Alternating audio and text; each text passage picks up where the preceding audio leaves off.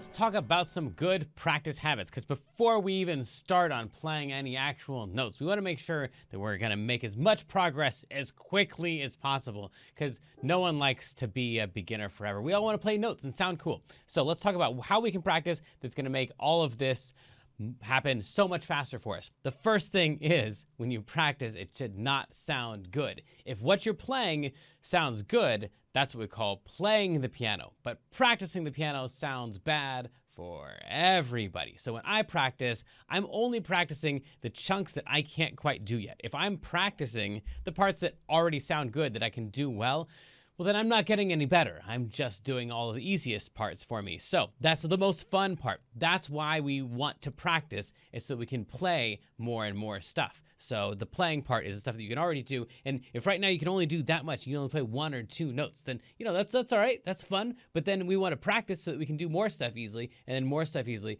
and more stuff easily, and more stuff easily, and more stuff easily, until we can do all kinds of songs and sit down and play whatever we want. But that's going to take a lot of practice time. So practicing should always sound bad, because when you're practicing, you're working on the section that you can't do yet, and usually just the next little section of what you can't do yet, not trying to take on an entire song at a time, but maybe just the next note or 2 notes or the next little skill. So the first thing is, make sure you don't sound good. And then the other thing is, if you're reading sheet music, or if you're doing something that has counting in it, you want to make sure you always do the counting out loud. Now, sometimes at the beginning, instead of doing counting, you're actually like singing the words along with what you're playing. But in almost every case, your mouth should be moving while your fingers are playing. So if there's words to what you're playing, then say the words out loud. If there's counting to go along with it, then say the counting out loud. And everybody feels like, but I'm so much better when I just play and I don't have to count out loud, or I don't have to say the words.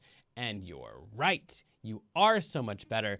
But the problem is, there's all kinds of like bad habits and stuff that you'll get into, or timings that'll be off if you're not saying the counting out loud. It is harder to do, but it makes sure that you stay on the right track and that you're actually making progress. Because I've had students, a lot of students, who didn't say the words out loud or didn't do the counting, and they practiced and they practiced and they practiced, and they were diligent and they followed all the rest of the rules, except they weren't saying the words out loud. And when they came back to play the song for me, it was totally wrong. And all that practice time that they had spent didn't actually make them better at the song, because they weren't saying the words out loud, and they had messed up all the rhythms and the words and stuff. So make sure, if there's stuff that goes along with what you're playing, that you're using your mouth, even though it makes it a little bit harder to do.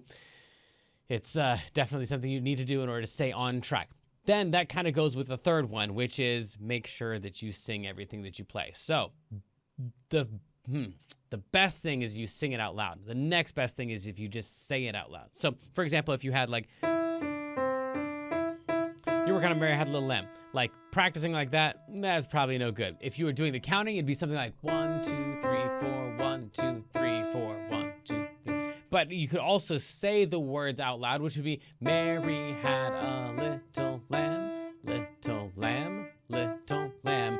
Or you could do the scary one, which is sing it out loud, but most people are ashamed to sing. But it's really way better if you go, Mary had a little lamb, little lamb, little lamb. That's going to really pay off, especially once we talk about improvisation and ear training and transcription and all kinds of other big words that are really cool skills to have if you've already been, from the very beginning, singing everything that you play and not just saying it, even if you've got a bad voice, which you probably don't. But even if you have a bad voice, making sure that you sing everything that you play, that's going to help out a whole lot with all the ear training stuff. So sing everything that you play, and then always use proper technique. And this is the same thing as the counting, because counting is part of proper technique. If there's like fingerings that you're supposed to do, if you're supposed to use your 3 finger and your 2 finger and your 1 finger, making sure that whatever directions you got about how you're supposed to play the song, you're following all those directions all the time. Otherwise, you end up with bad habits. And here's the thing.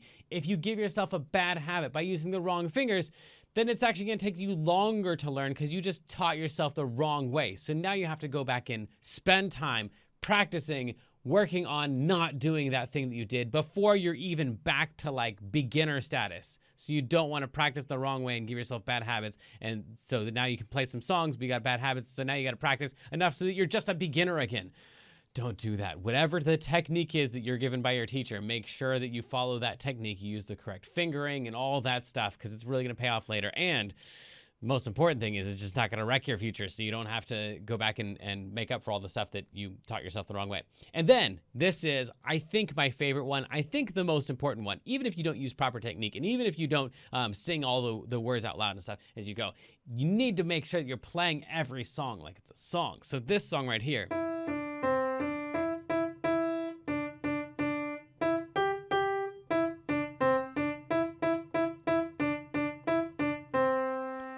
Those were the right notes, that was the right timing, but it didn't really feel like a song. I could tell that whoever was playing it was kind of bored of the song.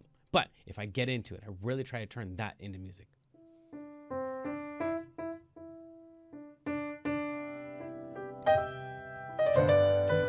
So sadly, the lesson preview has come to an end, and it's time to say goodbye to everyone watching the free streams. Of course, paying subscribers at learnpianolive.com can continue watching this lesson and several hundred others like it in the archives. So come on over and check us out. And if you like what you saw, at least like and subscribe, and then tell your friends to head on over to learnpianolive.com to start enjoying this journey with us.